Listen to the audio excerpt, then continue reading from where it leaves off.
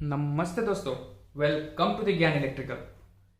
तो गाइस, आज के इस वीडियो में हम डिस्कस करने वाले हैं डेड मशीन प्रोटेक्शन के बारे में। जो जनरेटर में डेड मशीन प्रोटेक्शन होता है उसके बारे में हम आज डिस्कस करेंगे।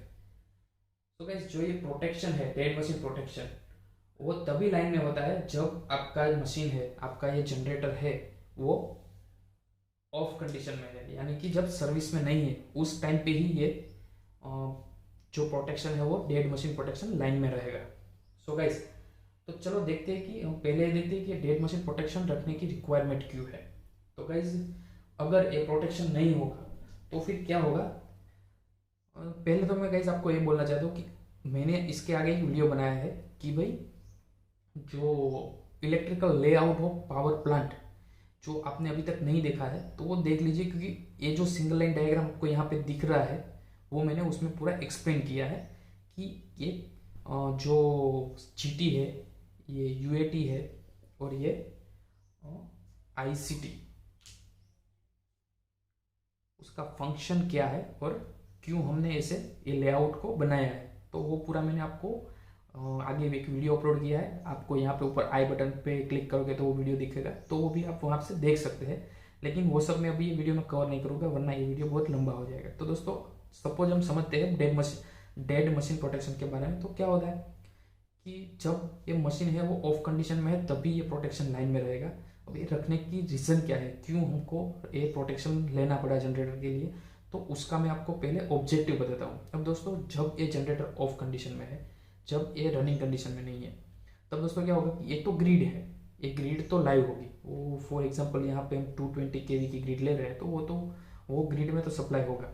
अब गाइस, एक्सीडेंटली कोई ये जो ब्रेकर है उसको ऑन कर देगा, तो दोस्तों क्या होगा कि ये जीटी के थ्रू 220/11 के भी होके यहाँ पे 11 के भी रहता है, तो 11 के भी होके जनरेटर को मिल जाएगा। अब दोस्तों, जैसे ही ये सप्लाई जनरेटर को मिला तो जनरेटर का फील्ड वाइंडिंग है वो तो ओपन है। हमने जनरेटर को फील्ड सप्लाई नहीं किया, क्योंकि हमको पता ही नहीं, एक्सीडेंटली हो जा रहा है कहीं से, कोई भी रीज़न से हो गया। तो दोस्तों क्या होगा कि ये 220 की डायरेक्टली 11 की होकर आपके जनरेटर में आएगा, और जनरेटर है वो बिहेव एज अ मोटर, तो इंडक्शन मोटर की तरह बिहेव करेगा और very high amount of current draw करेगा वो ग्रिड में से।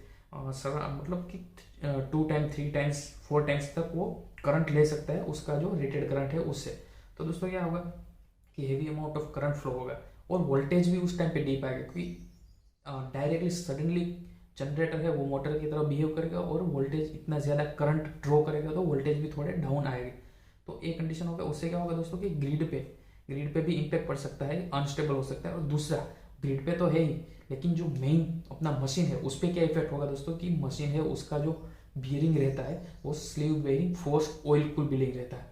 तो अगर एक्सीडेंटली हुआ है तो उसका मतलब कि हमने उसका ल्यूबल सिस्टम भी चालू नहीं किया होगा, तो क्या होगा कि मोटर को सप्लाई मिल जाएगा और मोटर घूमने लगेगा, तो विदाउट ऑयल बेरिंग भी घूमेगा और वो बेरिंग को पूरा डैमेज कर देगा। तो दोस्तों, ऐसे ही हम ऐसे एक्सीडेंटली जनरेटर को ऑन होने से प्रिवेंट करने के लिए हम डेड मशीन प्रोटेक्शन यूज़ करते हैं।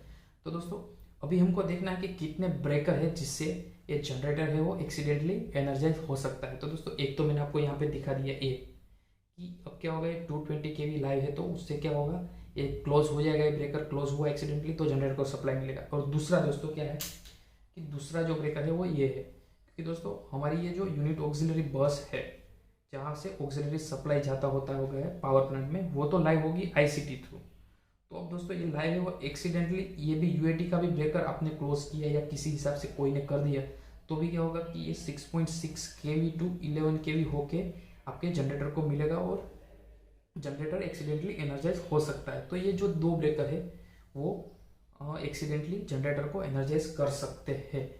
तो अब दोस्तों, इससे प्रोटेक्शन मतलब ऐसी सिचुएशन से बचने के लिए हम डेड मशीन प्रोटेक्शन यूज़ करते हैं, और उसका जो लॉजिक है दोस्तों वो मैं आपके साथ डिस्कस करूंगा वो कैसे रहता है। दोस्तों, जैसे मैंने आपको स्टार्टिंग में बताया कि जनरेटर को जैसे ही सप्लाई मिलेगा, जनरेटर हाई अमाउंट में करंट ड्रॉ करेगा सप्लाई से, जहीं से सप्लाई आती होगी, या तो यूनिट ऑक्सिलरी बस से या तो फिर ग्रिड से। तो दोस्तों, high amount of current flow करेगा तो हमारे पास एक जो